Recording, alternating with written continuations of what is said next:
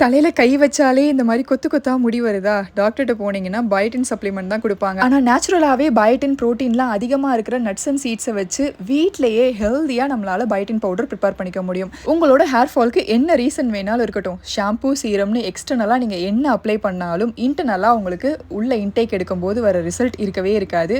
இந்த biotin powder daily பாலில் கலந்து குடிச்சிட்டு வரும்போது ஹேர் ஃபால் கம்ப்ளீட்டாக கண்ட்ரோல் ஆகி புதுசாக ஹேர்ஸ் வளர ஆரம்பிக்கும். இந்த ஹேர் க்ரோத் பவுடர் செய்யறதுக்கு நேச்சுரலாகவே பயோட்டின் ப்ரோட்டீன் விட்டமின் மினரல்ஸ்லாம் அதிகமாக இருக்கிற முந்திரி பாதாம் பிஸ்தா வால்நட்டை நல்லா வறுத்து ஆற வச்சுருங்க.